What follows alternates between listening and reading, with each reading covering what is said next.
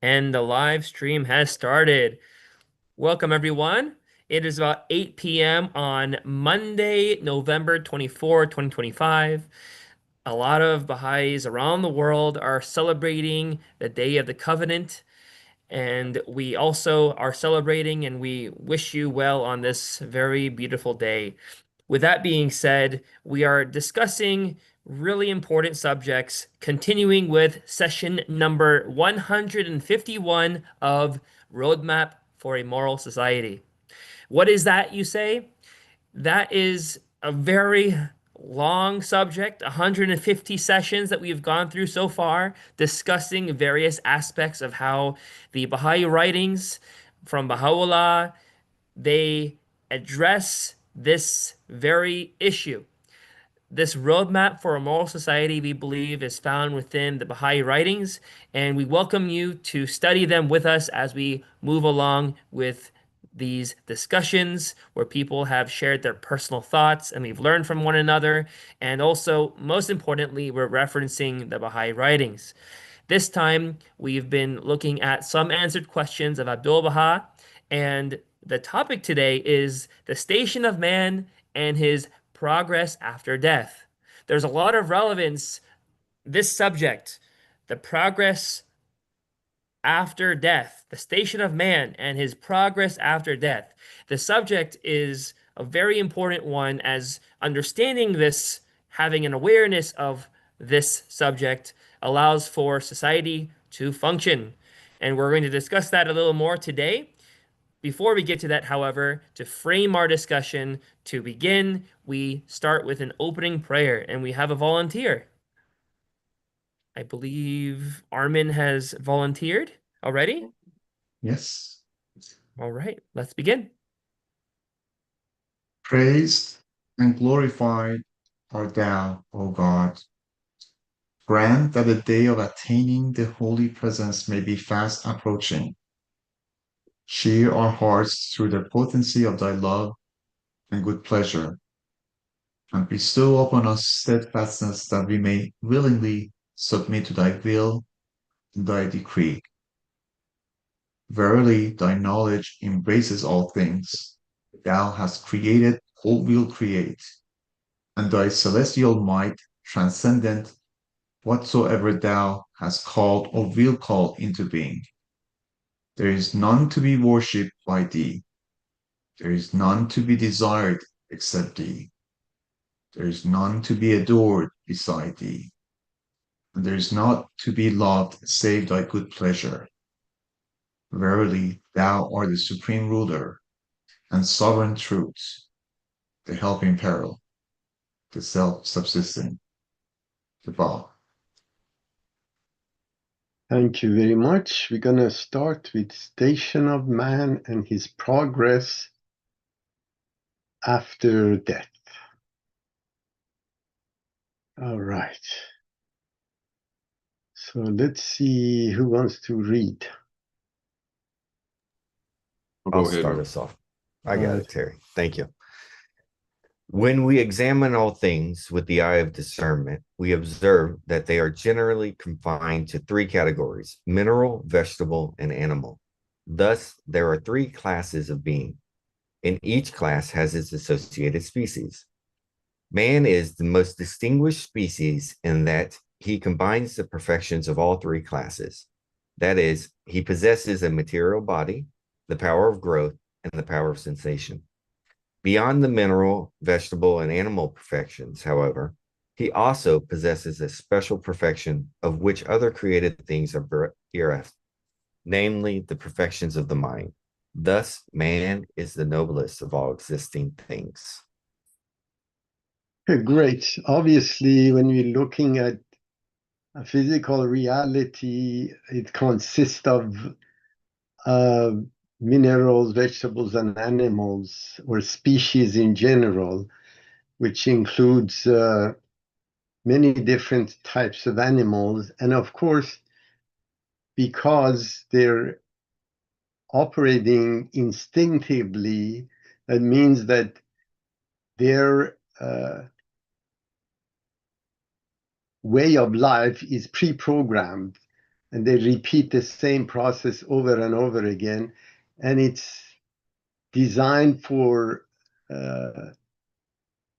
growth of their species and propagation of their species in general, whether it's plant or animal in general. And they have no other purpose in terms of ability to change this predetermined program that they follow within that group of species in general. So birds have a certain migration paths and certain evolutionary process that is inherited into their behavior, and they all follow the same pattern. Now, when we reach man, is the only exception is that man can invent and can imagine and decipher laws of reality. So there is a distinction. And of course, Baha'i religion believes that man is the only possessor of the soul, which is synonymous with the spirit generally, which is a distinct element that differentiates it from other species or animals as such. So therefore, with this argument, poses that animals do not have a soul. That means that during the cycle of birth and perishing at the end, nothing of them would remain. Only humans possess this entity called soul, which is attached or affiliated to the physical body, which gets released to the spiritual world after death. So that's really position of the Baha'i religion related to perfection of man, which doesn't exist in any other animal. Any comments on this?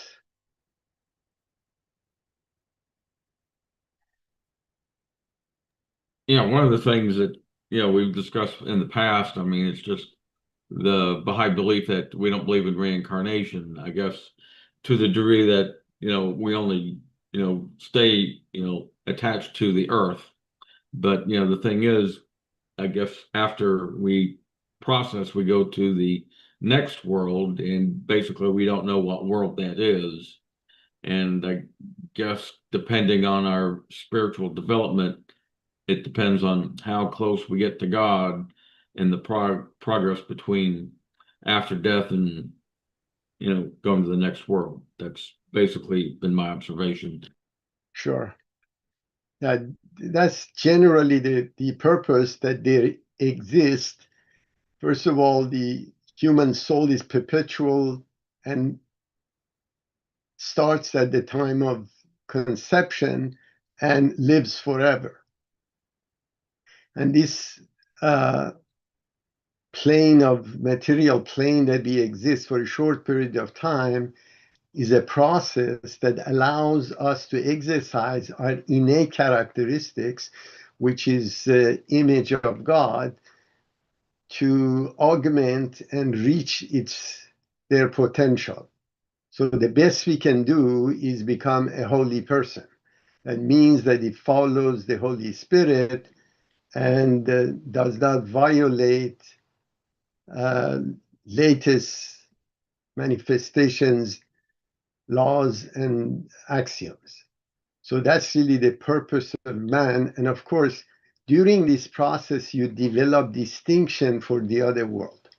That means depends on your ability to streamline your attributes, whether it's forgiveness, love, charity, piety, and so on and so forth. You would have a different degree of intercession in the other world, which is the spiritual world that doesn't have time or material in it. It's a repository of of souls, and which retain all the experiences that you had within this material world. So you carry this with you. Now, due to the fact that in the other world there is no materiality, it would be very difficult to cause harm. So the closeness to God relates to ability to augment your characteristics, attributes,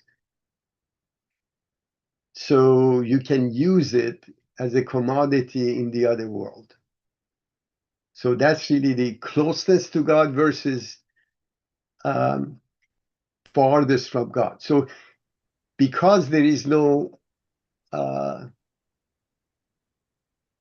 backward situation in the spiritual world, Yeah, there's therefore, your dimple, and there's your other one. stationary process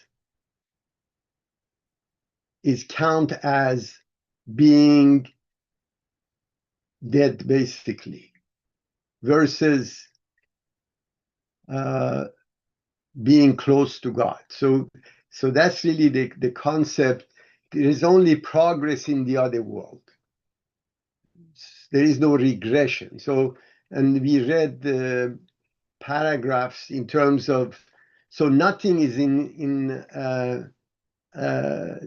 status or stationary status in the other world.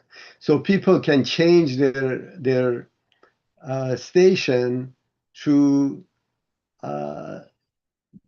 ability for people to pray for them, to progress in the other world, as well as praying to God themselves and changing their attributes, although it is very difficult to change in the other world. And all the activities that you've done or harm that you have caused to yourself or other people, and your attributes are visible to other people as well.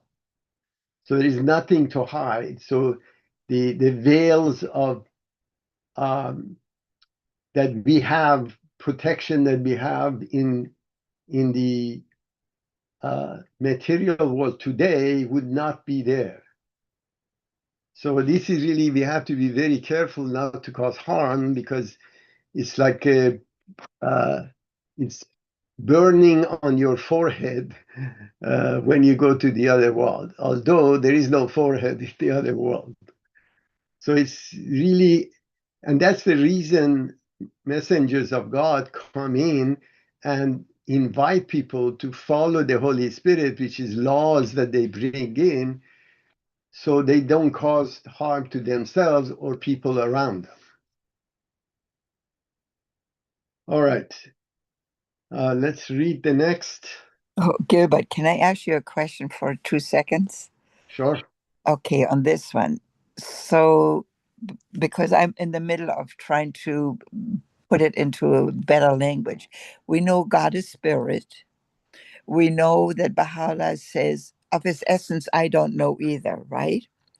So we know in the next world, we're going to aim in this world through our attributes and our soul, that we aim to be closer to that unknowable essence that is spirit, right? Non-material. Of course. So is it then, is the consistency of that, and I know I'm just sort of asking a befuddled question. So because we will move forward our soul in the form of spirit, so is it like lightness and darkness? How can I explain it better? Because spirit is so vague to the average person, right? And knowing that we don't know his essence either. So, how do we explain what nearness to God would sort of consist of? Well, Abdu'l-Baha mentions the nearness and farther to God. If you want to compare it to human body and organs to be more valuable than the others, he compares the fingernail, which grows at a very, very small pace and has no blood supply to it, versus eye that has ability to do many things for the body. So similarly, the person which is a holy souls would be like an eye to the body of humanity, versus someone that is a fingernail that grows very slowly but doesn't have any blood supply. So it's really not life. Both are growing and have capacity, but the capacities are minimal compared to an eye. I think we may have some paragraphs that describes that a little bit better in general. But the question is that experiences that you have in this life that allows you to polish or refine your attributes, how would we could imagine that would be lost? Because the body, although it perishes, but the experiences, memories, and differentiation only occurs in the other world.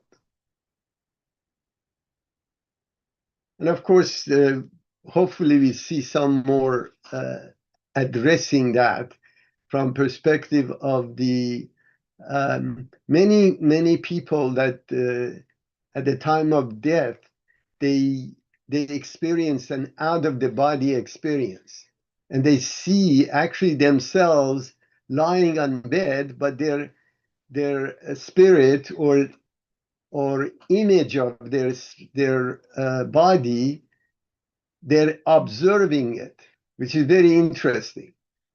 If this was physical, it would be very difficult to explain. When your body is under transitioning to the spiritual world, how would your brain would be functioning to create that illusion of seeing your own body?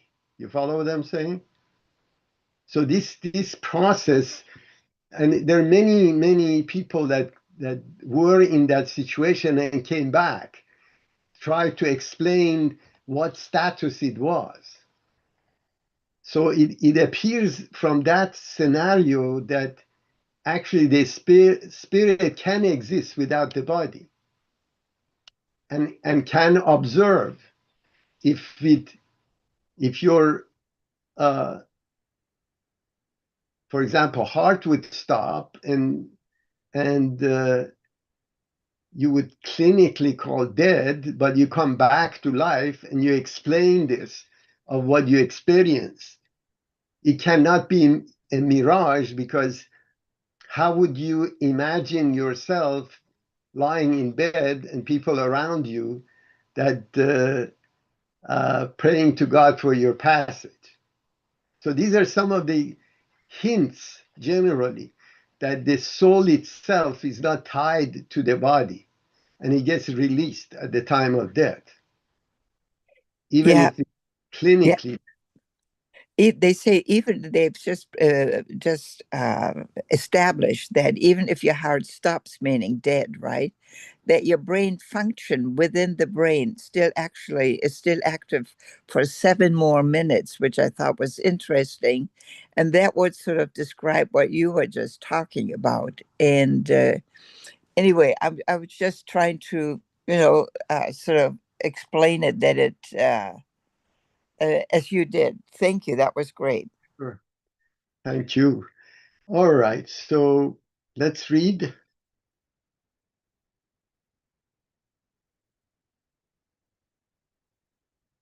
Terry, you want to read? Okay, is this the second? Okay, when we examine all things with the eye of discernment, we observe that they are generally confined to Oh, the. sorry. We did that. Okay. You're muted. All right. Man is the ultimate degree of materiality in the beginning of spirituality. That is, he is at the end of imperfection and the beginning of perfection. He is at the furthermost degree of darkness and at the beginning of light.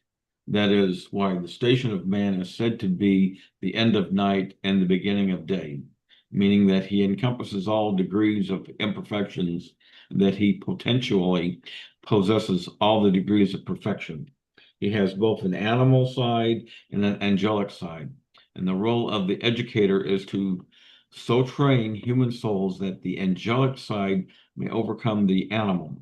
Thus, should the divine powers, which are identical with perfection, overcome in man the satanic powers, which are absolute imperfections, he becomes the noblest of all creatures. But should the converse take place, he becomes the vilest of all beings. That is why he, at the end of imperfection and the beginning of perfections. Excellent. So here it's very interesting to say that as we see, every individual has an angelic side and, of course, an animal side. What does it mean from animal side in terms of evolutionary process and ability to follow their instinct and their instant desires? So it is pre-programmed for self protection and self-propagation, which is that insisting self that is dictating, regardless of whether the action is ethical or not. So the question is, and on top of it, it has the power of spirit, which is again power of portraying their actions, as well as ability to justify what they do and be able to work toward this and be slave to that insisting self. And when we talk, the animal world is a law of jungle. That means that the strong always conquer the weak. So that law of jungle, now, if there is no ethics, we would be no better than animals if we didn't have any standard that manifestations of God since beginning brought to humanity. So, for example, the last manifestation of God, which is Baha'i religion, abolished slavery. Now, prior to that, slavery was common in the world. So the reality of it is that the new manifestation bring in laws to make sure that this side of the humanity, which is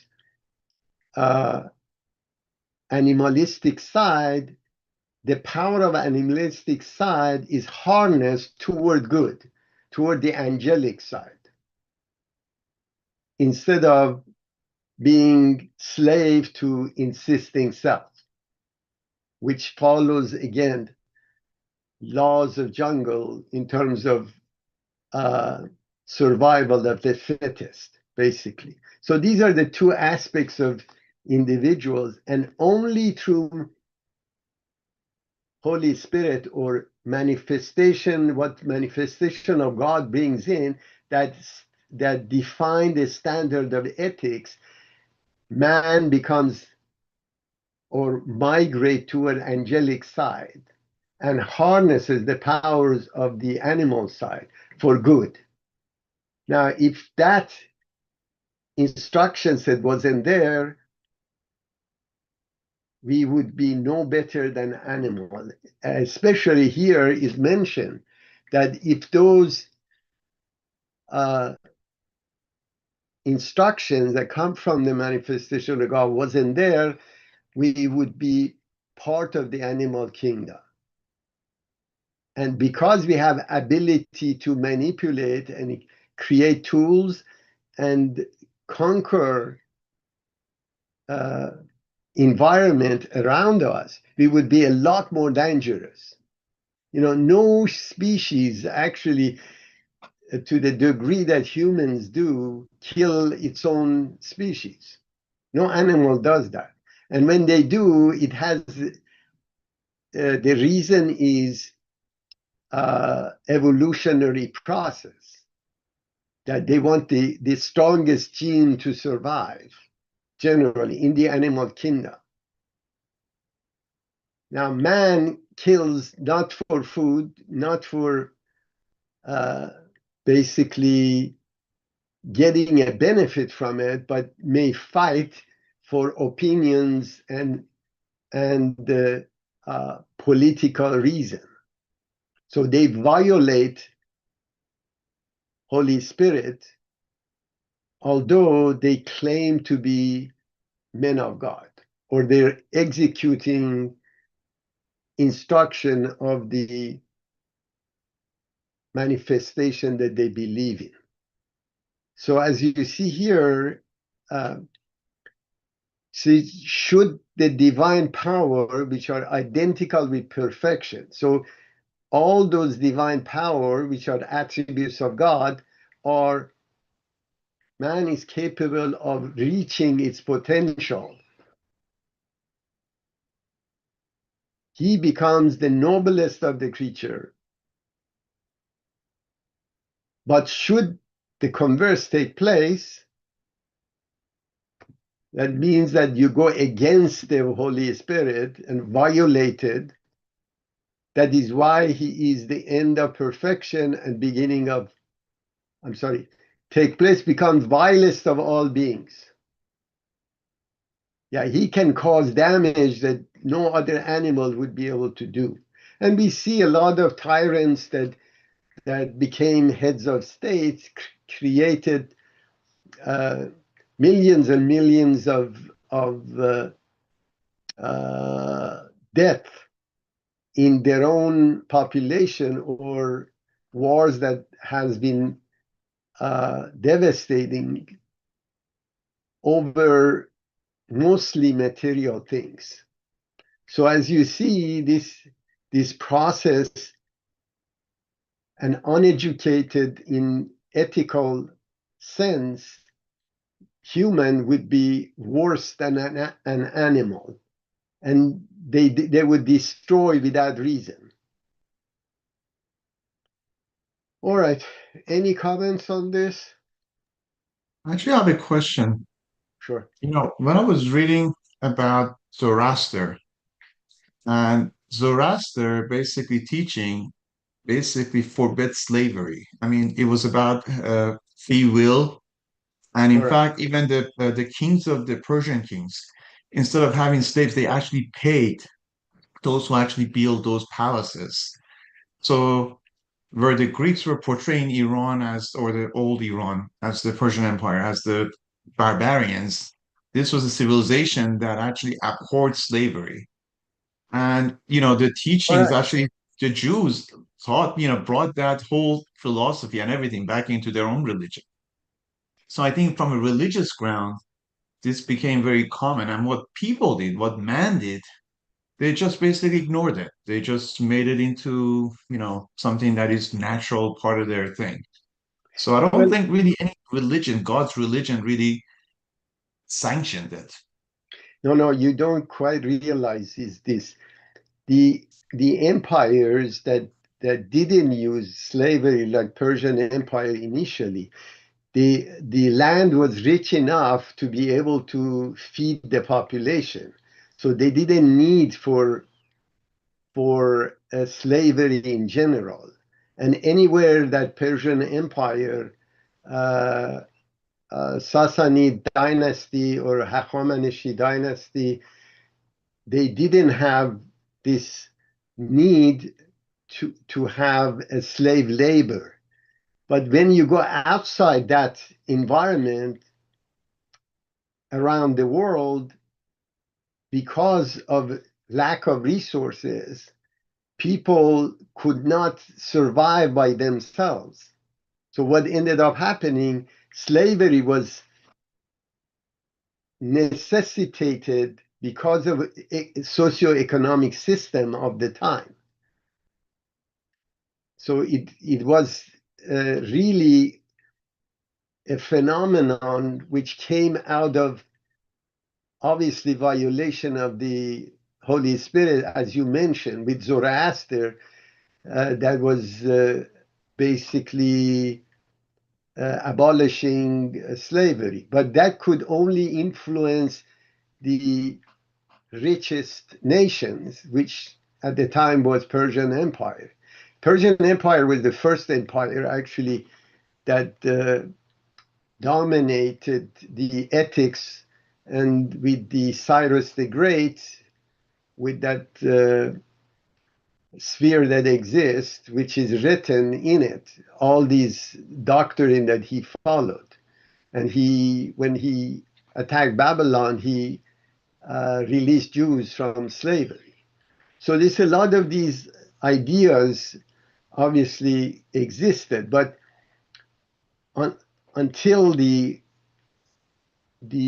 population had economically self-sufficient, this process of slavery that occurred in China, for example, in Japan, China, and all the Asian countries that practiced that, even after Muhammad that came in, still slavery was prominent, that they couldn't get rid of it because of the socioeconomic system of the time. People couldn't feed themselves. In China, they would sell their children for slavery because they couldn't feed them. Either they would have died, or this way they would at least allow them to survive. Now, of course, abuses had occurred because of that. That process was unnatural from perspective of the revelation of God at the time, which was Zoroastrianism. So that's really the reason. And people weren't educated. The government couldn't create enough job for to feed all the people. And ironically, for example, even if you look at the Ahmad Shah in Iran, this was, I think, late 1700, early 1800s, or mid 18. It was mid 1800. Cholera came into Iran, right? Cholera wiped out 30% of the population. 30% of population got wiped out. And interestingly, Abdu'l-Baha at the time was telling people to use soap to keep clean, where the clergy mullahs, they were saying this is a foreign invention, although the inventor of soap was a Muslim anyways. But because of the prejudices they had, that it wasn't sanctioned in Quran, therefore it wasn't necessary. So many people died, or Abdu'l-Baha was telling people to boil their water before drinking. That's why Baha'is were saved, because they were following Holy Spirit. But it's amazing. Imagine 30% of the population at the time probably was 6-7 million people. Imagine 30% of the population getting wiped out because they weren't following practice of cleanliness, because it wasn't in Quran. And clergy would ban it or go against it. So these are really key elements which we need to recognize, that once a religion is terminated, referencing the literature of that religion causes harm. And we can see stories like this all over Asia in general. But source of it, slavery is really economic, socioeconomic necessity. But a lot of it was done by force also. For example, Roman Empire, where the whole economy of Roman Empire was run through Egyptian slaves. So that's how the whole they could expand their empire into Europe, and then they attacked Asia as well. So it's a very complex environment. But you're right in terms of Zoroastrianism, which is again one of the major religions of the past, abolished slavery. All right. Any other questions? Now, interestingly, just tell me anecdotal stuff. Mid-1800, the Turkmens on the north east of Iran, which was basically today Kazakhstan, Turkmenistan, and several tribal society on that area, which were mostly Sunnis, were attacking Shiites in Iran, and they're taking them as slave and selling them in Zanzibar. This is Muslims selling Muslims because Shiites were infidel.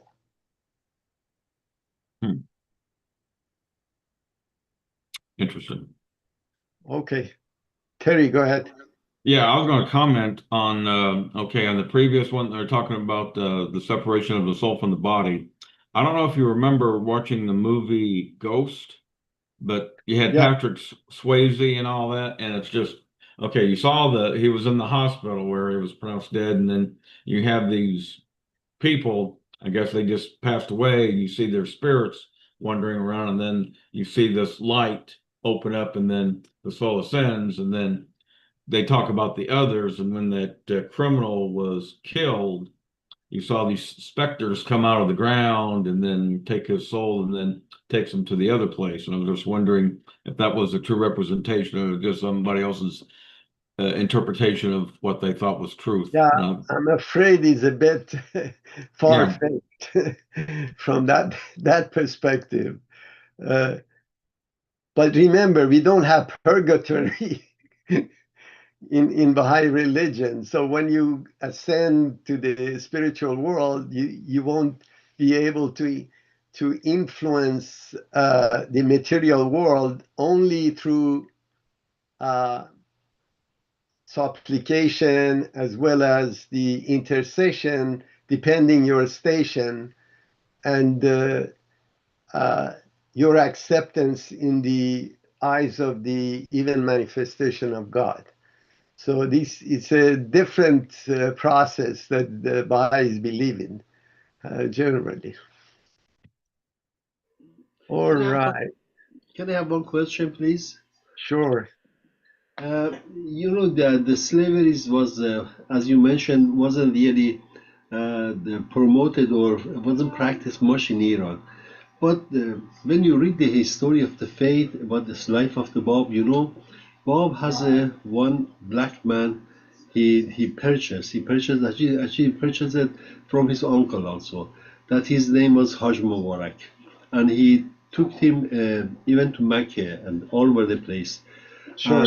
Then also had one woman. It was a Fezze. She was also a black woman. So these two, they used to live in time of the Bab, in house of the Bab, and serve them as a, I don't want to call it slave, as somebody that was doing everything for them. Even he was taking care of the Bab, Haj Mubarak, which Haj Mubarak said he was acting like a father for me. So can you explain a little bit about that, the nature of that's two black, one man, one woman, Haj Mubarak and Fezze? Sure. Actually, during late 1700, early 1800, there was a market of slavery. They would call them ghulam zangi, means that they were dark-skinned slaves that would come from Africa, and they had in the most southern area. There was a market for that, and of course, I think mid 1800s or early 1800s, I think British started to stamp it out in the Middle East. So they were pushing for government to ban these markets in general. But many of them that came into prominent family as caretakers normally.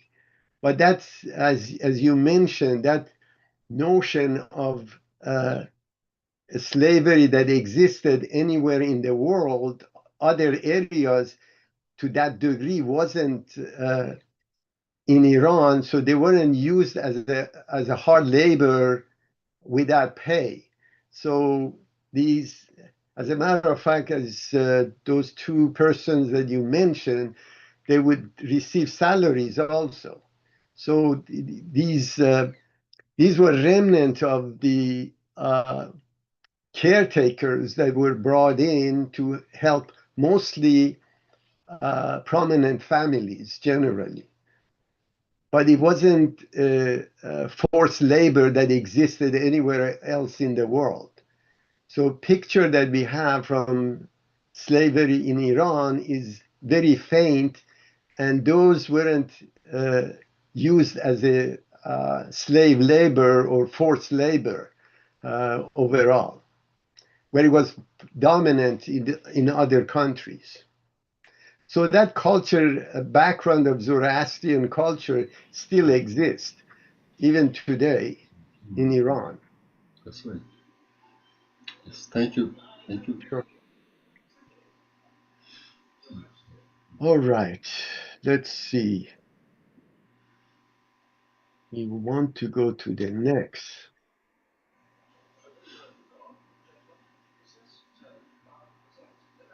Hey, you want me to read again? Go ahead. All right. In no other species in the world of existence can such differences, distinction, contrast, and contradiction be seen as in man. For instance, it is upon man that the effulgent light of the divinity has been shed, as it was with Christ. See how glorious and noble man is. At the same time, he worships stones, trees, and lumps of clay. See how wretched he is, that the object of his worship should be the basest degrees of existence, that is, lifeless stones, clods of earth, mountains, woods, and trees. What greatest wretchedness can there be for man than to worship the lowliness of all things? Sure. So this is, again, looks at the monotheism that started in Abrahamic religions in general, which includes Zoroastrianism as well.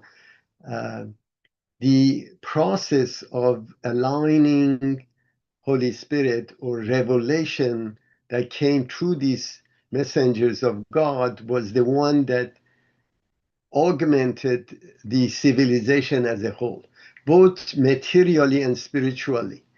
So when you're looking at revelation of, for example, Muhammad, due to those revelation, which was basis of the golden age of Islamic civilization from, I believe, the 7th century to 12th century, basically, which came to the zenith of sciences, health, and propagation, was the source of it was basically revelation itself.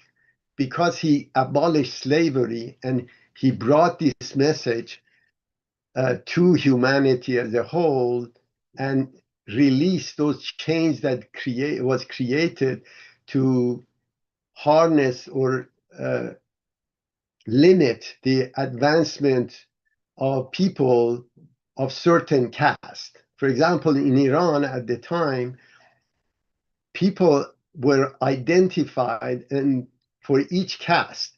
For example, people that were producing shoes had a different hat. They shouldn't be using somebody else's hat. So they created the caste system in such a way that you couldn't even cross the caste system, and the clergy was controlling this. So only royalty and the major religious leaders and their offspring and their associated people to the government could read or write. The rest of the people were not allowed to even read or write.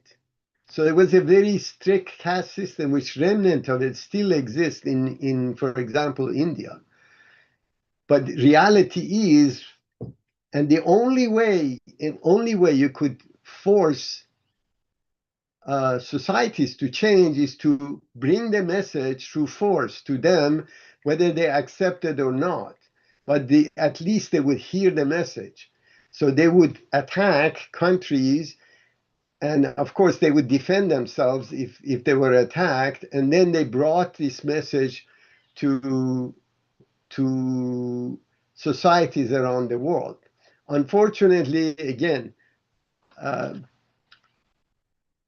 the religious message and tolerance of other religions were hijacked after this cycle of the golden age of Islamic doctrine. And of course, from 12th century, I think it was 11th or 12th century, where one of the prime clergy, learned people, started to go orthodox on it and would migrate the religion and force it to orthodoxy, called Muhammad Imam Ghazali. His doctrine was said that no leaf of a tree would fall except with the will of God. And all the knowledge is necessary already is in Hadith and Quran. So we don't need to follow science or any other invention that doesn't align itself in Quran. And that's why Islam started to disappear. Now, during the same period, when you're looking at the 7th century, I think 670 AD, where Islam came in to basically 14th century, Europe was in dark ages. That means clergy was completely controlling the masses and keeping them uneducated and colluding with the kings to harness their work and keep them ignorant.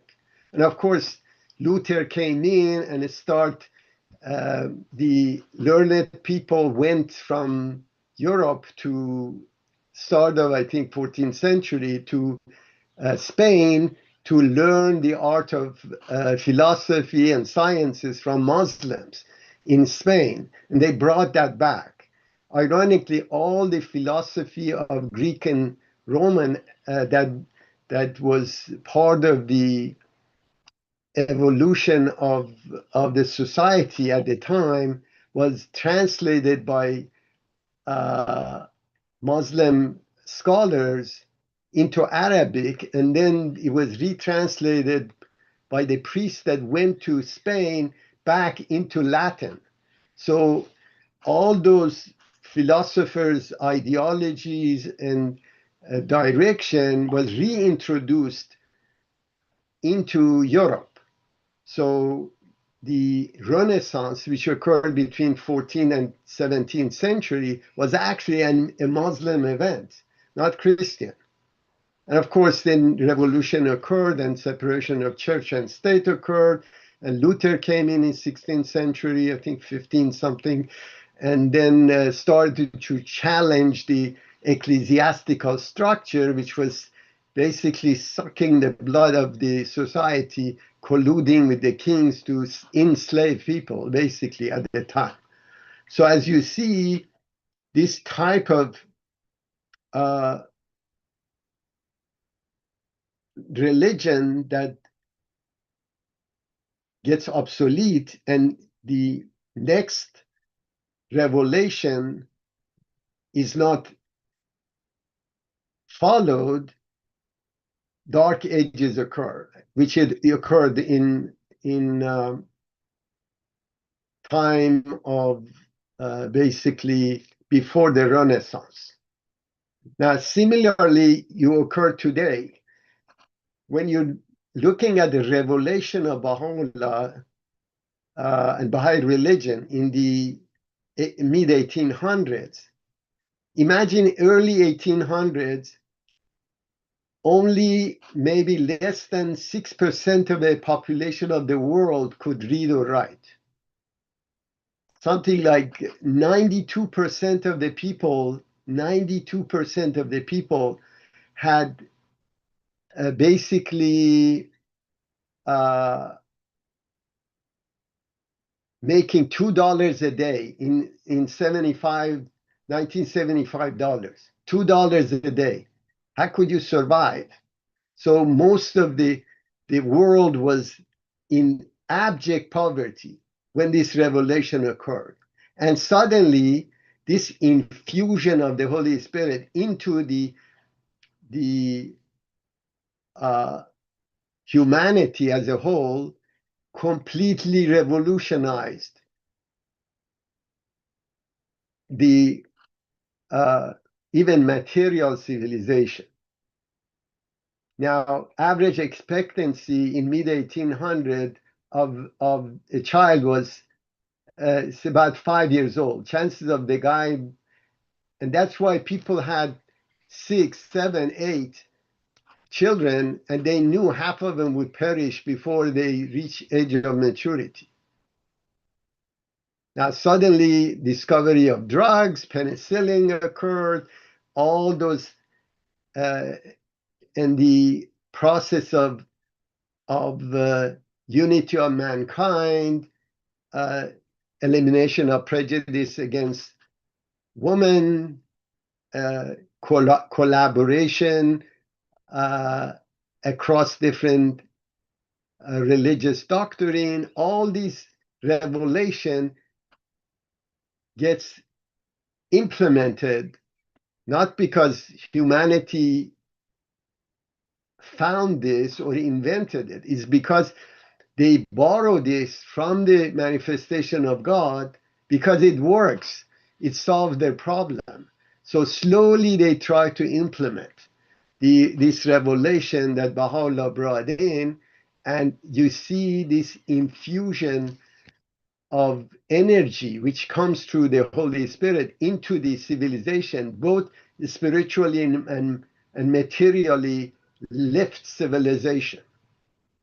Now, if you look at civilization as a whole, is the only element in the entire universe that violates the laws of thermodynamics.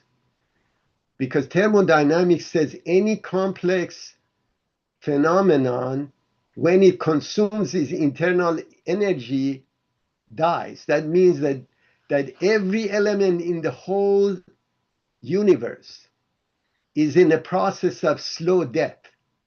It slowly consumes its energy and disintegrates to its component. Now you have one phenomenon that is defying this law. And the reason is some energy outside the system is infused into it that it allows it to grow. And that's exactly what thermodynamics says. No closed system can survive. It's always laws of entropy says that it eventually dies. Ironically, is applied to religion because religion is the application of the Holy Spirit, of laws of God. Therefore, is material. So religion has its own basically going to a zenith of clarity when humanity applies it, and when they start violating it, it starts to die out. Because religion is application and is man-made. Is application of those laws. So revelation itself, like Moses, Jesus, Muhammad, Bob, and Baha'u'llah, revelation itself is free from error. Application of the Holy Spirit is man-made. Now, if they start to dilute it by creating division or different interpretation that occurred in all prior religions, like in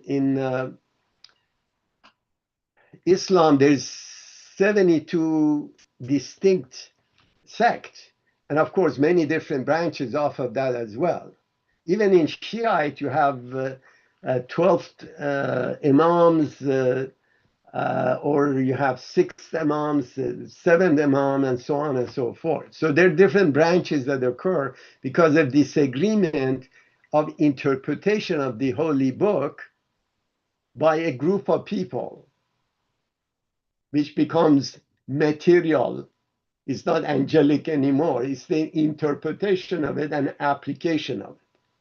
So it's subject to entropy. So religion has to die. There is no alternative, because humans create the application of those laws instead of in its original form. So that's really the area where differentiate. So all these activities that you see, for example, a woman could divorce their husband, they could vote. It's only about 100 some odd years that women can vote in the United States.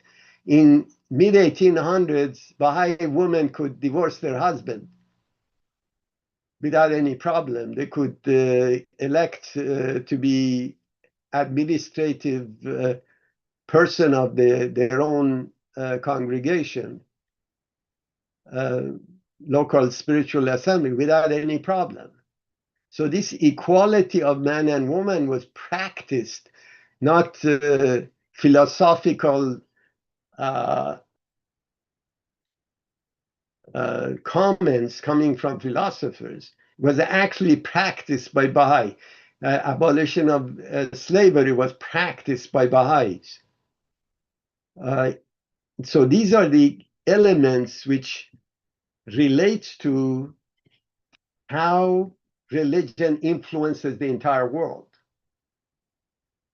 So the doctrine of Baha'i, if you look at, for example, the I think 1947 Declaration of Individual Rights in United Nations, which was prophesied by Baha'u'llah in terms of congregation of the nations of the world to render justice to the subjects states, was influenced by Baha'is.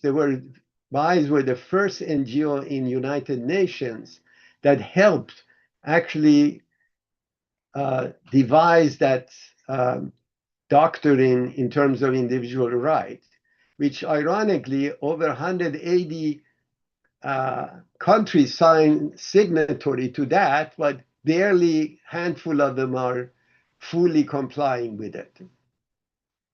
But clearly we can see these revelations, countries that are not even religious and they're purely secular are taking advantage of those laws, and their civilization and ethics in their countries are far superior to those countries that they believe that they're religious countries or run by religious people.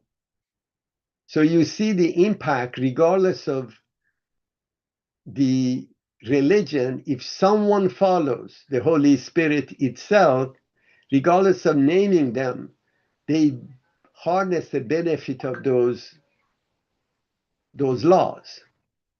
So that is really the main lever that advances civilization, both materially and spiritually. Okay. So here again, polytheism existed, and of course, this is a contrast, and still remnant of those religions still exist. And when you're looking at, for example, many of these countries that are strictly following orthodoxy of their own religion are most backward because their behavior is in contradiction to the latest revelation. So you're saying about the matter of this Holy Spirit and following the laws, the spiritual laws of existence. Uh, I guess I'm making some assumptions in how I'm even saying this. The question is, we speak about the Holy Spirit, we speak about people in countries that follow the Holy Spirit, irrespective of what they claim to believe, and those that say they believe but they don't follow the Holy Spirit. Can you elaborate a little bit on that? I know you've spoken of it before, but for those who Yeah. maybe are just hearing this for the first time, what's this point you're making about this Holy Spirit? But yeah, first, in Baha'i religion, the Holy Spirit is synonymous to writing of the manifestation of God. So this is directly correlate to the laws. So So ethical the law, countries that are following the laws that Baha'u'llah has brought for this correct, day, they are benefiting from those laws, and those that choose not to exactly, follow those laws are suffering. exactly. So it was interesting. There was a survey was done a few years back, and they were trying to find out which country is the most Muslim or adhering to the Muslim uh, doctrine. Ironically, the countries that were in their constitution said their religion is Islam were the least followers of Muslim religion, and Scandinavian countries that are actually purely secular and they don't believe in God even were the most adherent to the Islamic based on the Islamic studies. So you see, they don't quite understand that the reason is because they're applying laws that Baha'u'llah brought in, like equality of men and women, like the method of, for example, making sure that this government job to produce jobs for any capable person doesn't mean that they would produce the job. They have to fund private institutions that produce jobs for people. So that's their job. They're supposed to take care of people that cannot. So in Baha'i religion, there is a safety net. Although many people they have a misconception that this safety net that Baha'i religion provides relates to socialism, which is complete far from it. The Baha'i religion is a free market society for of course with limitations that it has, but mandates free education of children.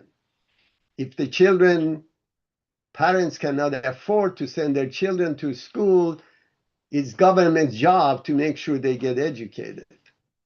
So it's a lot of these laws, like sharing of the profit of a company, factory with the workers, a percentage of it. But capital or capitalism is, or free market is part of the doctrine of the Baha'i religion. So we need to make sure that we don't mix these two together. Now, nobody asked whether Newton was Christian or Muslim or a Jew, right? Everybody's using Newtonian law, which based on majority of the scientists, he was the zenith of the most innovator of scientists in the world ever. But nobody says that I'm driving this car because of Newton and he was Christian or a Jew. Reality of it is that same thing with Holy Spirit. It's like a science. Once people see it works, they take it, they harness the benefits of these laws. So Say the when blessings of the Holy Spirit is universal. It doesn't matter if you believe or don't believe. correct, If you follow the rules of spiritual reality, you're going to benefit from those universal laws. exactly. It's Abdu'l-Baha mentioned this grace of God is like a rain. It falls on everyone. Now, if the rain falls on an infertile ground, nothing is going to grow. But the rain still comes. So obviously nothing's going to grow on asphalt. If you solidify to a degree that you do not accept the new revelation of God, you would suffer for it. But nonetheless, the grace of God covers everyone, regardless of whether they're atheist or religious or agnostic. And it's ironically that today, with the artificial intelligence and machine learning language, you can actually prove that Baha'i doctrine or those laws are efficient cause. That means it works when people use it. You can prove it very easily. All right. Any other questions, comments?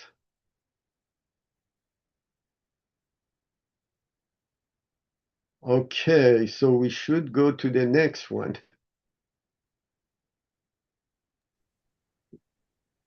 I'll go ahead and read if you want me to.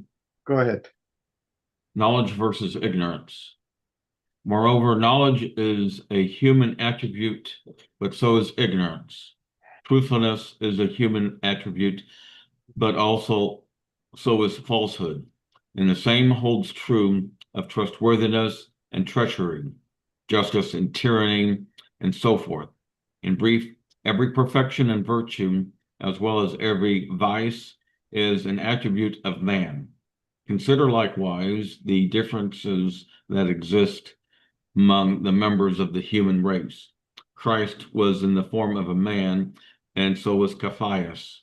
Moses was a man, and so was Pharaoh. Abel was a man, and so was Cain. Baha'u'llah was a man, and so was Yahya. That is why man is said to be the great sign of God. That is, he is of the book of creation, where all the mysteries of the universe are found in him. Should he come under the shadow of the true educator and be rightfully trained, he becomes the gem of gems, the light of lights, and the spirit of spirits.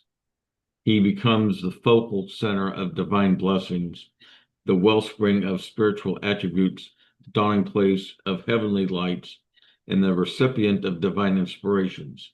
Should he, however, be deprived of this education, he becomes the embodiment of satanic attributes, the epitomes of animal vices, and the source of all that is oppressive and dark.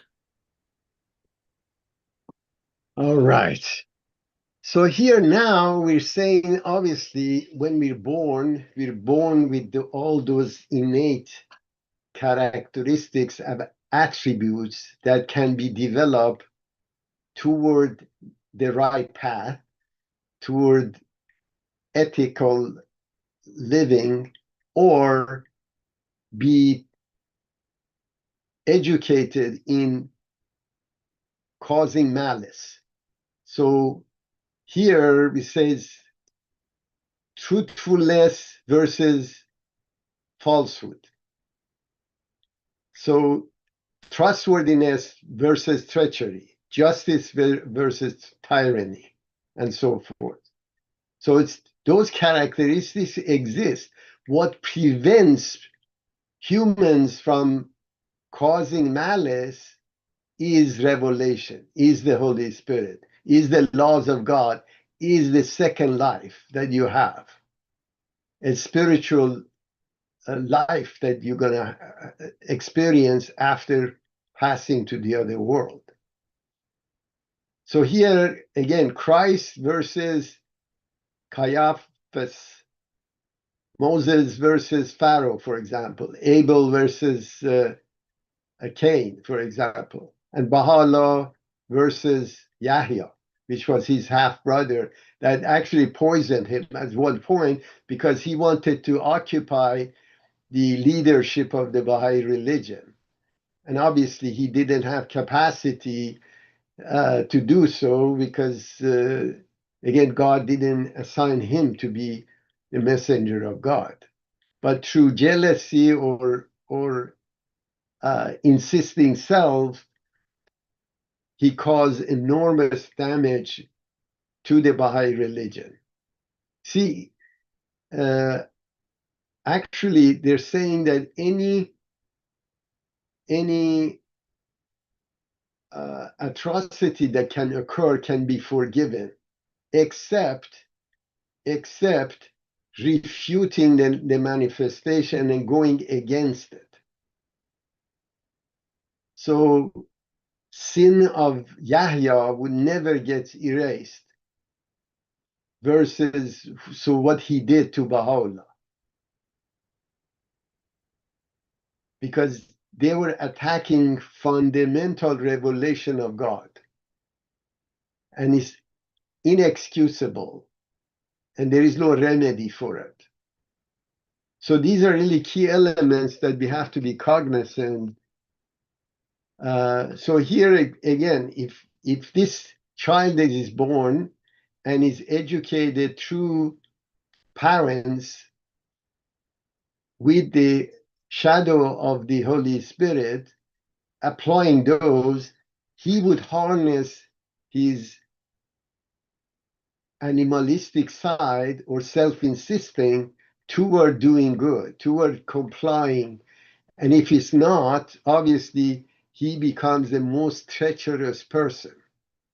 And it's very difficult. Abdu'l-Baha mentions that if this doctrine is not instilled in children until they reach maturity, it would be very difficult to change that afterward.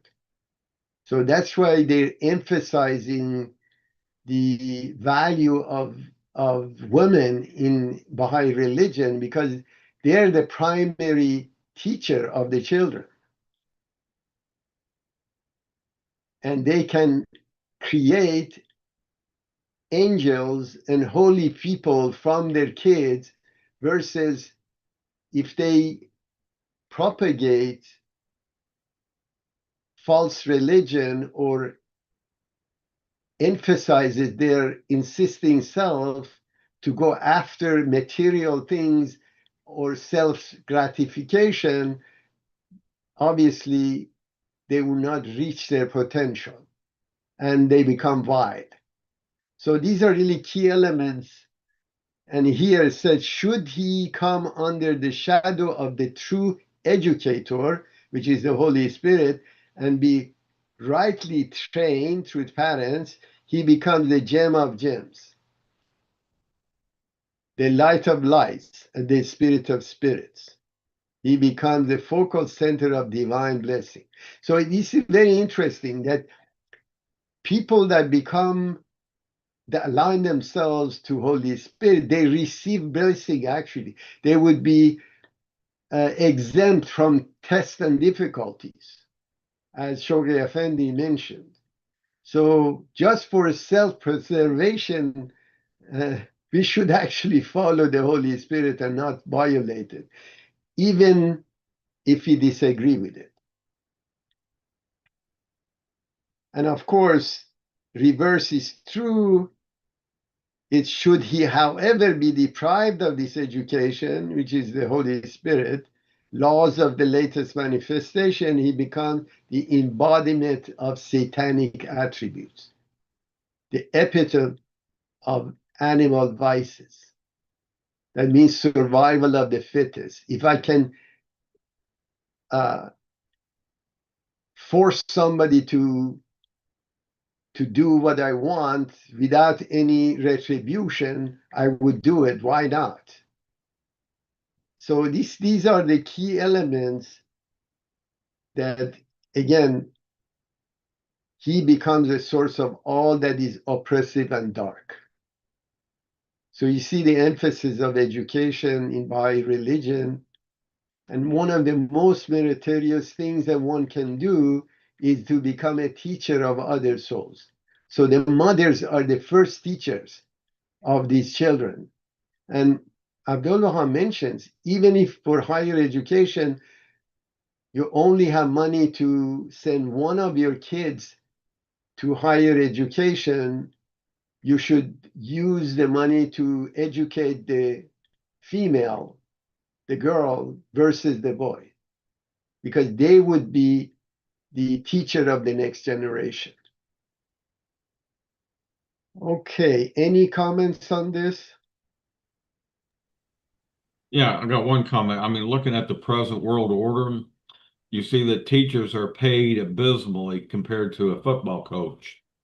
And it's just that, teacher, I guess in the Baha'i paradigm, would be the highest paid profession next to physicians. And, if you're, a CEO of a corporation, you shouldn't be paid more than a teacher because it's the teacher that teaches, accounting or teaches the sciences or teaching the rules of ethics and such. But like I said, we live in a dysfunctional world where you have tyrants running governments, and you don't see justice being served in the most part. Well, remember, it's the materialistic society when capitalism supersede the ethics and outcome of the actions. And that's really flaws in the system itself that can be abused. The same way a surgeon uses a knife to save a life, or a hoodlum uses it to injure somebody. But it's the same knife. So capitalism is the same. And what Baha'i religion provides is harnessing the power of capitalism to do good. So it takes care of the orphans and aged people and provide sustenance for people that cannot work or fend for themselves. Now, abolishing the extreme wealth and extreme poverty through taxation. So progressive taxation is part of the doctrine of Baha'i religion. Even production of goods and services, where is the most cost effective in the world, is part of that doctrine. So the gross national products of the world would increase if we get rid of all the armaments and war machines that we already have. No one would go hungry in the world. But again, it's a far-fetched when we look at where we are today in society and how many of these laws are being followed, and we pay the price by violating them. Now, imagining for example, a large percentage of $14 trillion, the budget of the United States goes to defense, for example. And why do we need to do that? Where we have people, old people may sometimes choose between purchasing the drug, pharmaceutical that they need versus eating a full meal. It's a shame that we are in that position. But the reality is that is the society that doesn't look at the implication of violating those laws. If you look at, for example, loss of productivity by use of alcohol, for example, they had estimate of $1 trillion productivity loss occurs in United States because of people show up at work half drunk. So their productivity is hampered. 40,000 people die every year, and 300,000 people get maimed every year in the United States because they're violating drinking laws. And of course, they recently proved that even alcohol in any quantity kills your brain cells. So it's well known a drug, like any other drug. Alcohol is another one. So the issue is that you see the harm that this violation of this law occurs in our society. Now imagine we have about, I believe, a few years back, they did the statistics, there are 19 million alcoholics in the United States. And I'm sure this was a decade old, now is a lot higher.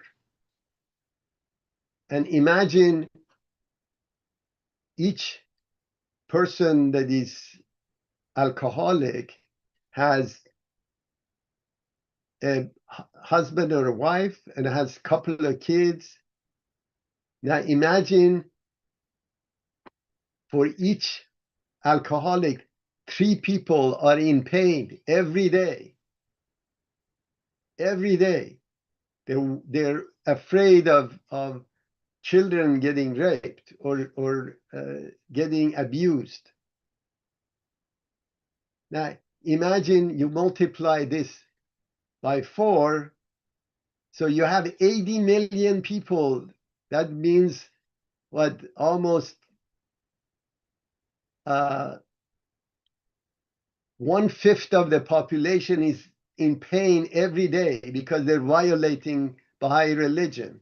They're violating drinking. This is a good example of seeing the consequences of violation of the latest manifestation laws, or prejudice against color, against gender, which happens as well, or religion.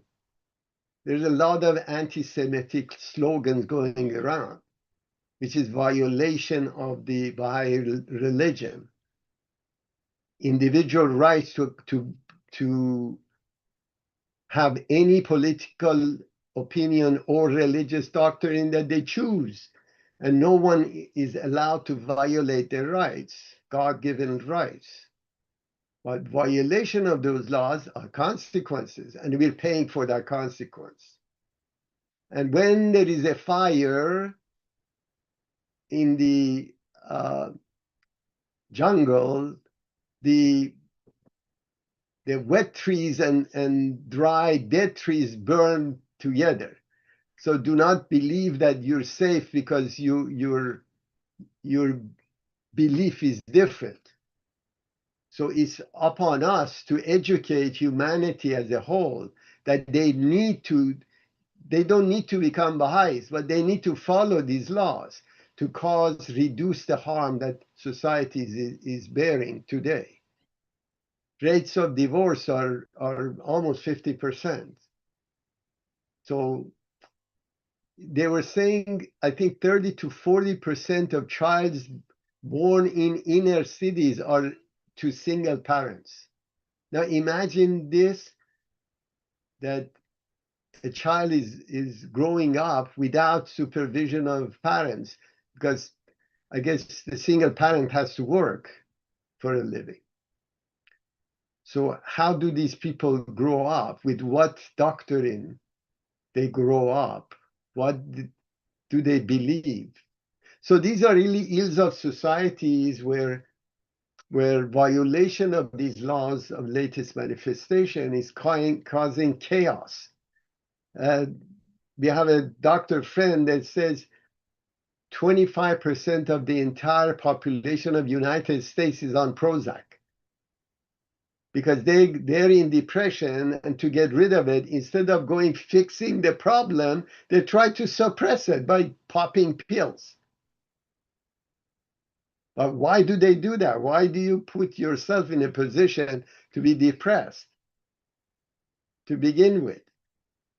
It's because chasing materialism. When you don't get what you want, you become upset. That means that they bring people up, consumerism, attached to owning materials. So when you become materialistic and you don't get the way you wanted, you get upset. Now, if you're detached, you never become basically depressed. Whether having it or not having it would be the same when you're detached. So these are really doctrine that Baha'i religion promotes, and we see clearly violation of it, what the consequences are in the society as a whole. Any comments on this? So that's the difference between knowledge and ignorance. The knowledge of Holy Spirit, of what God brought to humanity to live in harmony and peace, or follow their own instinct and use the tools that they have to augment materialism. And of course, the result we see in rate of depression that exists, even in very advanced society. One of the highest suicide rates is in the world is in one of the Scandinavian countries. Now imagine that they even go and distribute opiate to people that are addicted, so they don't go and steal, but they have the highest rate of suicide. When you take God out of the equation, that's what you get. All right, I think we came to the end of this session. Any closing comments before we do the closing prayer?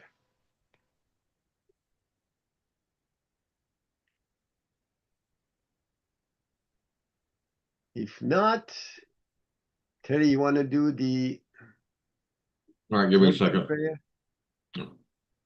Praise be to thee, O Lord my God. I implore thee by thy name that has caused to surge within every drop the oceans of thy loving kindness and mercy, and to shine within every atom the luminaries of thy bountiful blessings and favors. I implore thee to adorn every soul with the ornament of thy love, that none may remain on thine earth who have not turned towards thee, or have failed to detach himself from all except thyself.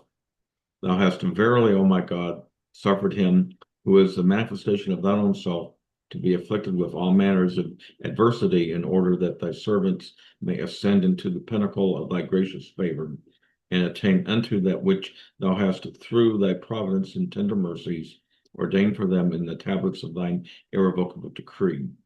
The glory of thy might beareth me witness, were they that every moment of their lives will offer up themselves as a sacrifice in that path, they would still have done but little in comparison with the manifold bestowals vouchsafed unto them by thee. Grant therefore, I beseech thee, that their hearts may be inclined towards thee, and that their faces may be turned in the direction of thy good pleasure. Powerful art thou to do what thou willst. No God is there but thee, the inaccessible, the all-glorious, the ever-forgiving.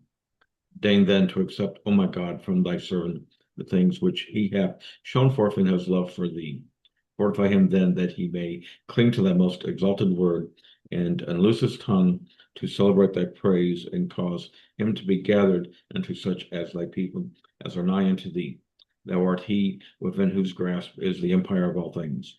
There is none other God but thee, the Almighty, the all-peril, the all-glorious, the unconstrained. Some prayer meditations. Thank you very much. Have a good night, everyone, and hopefully we see everyone next week.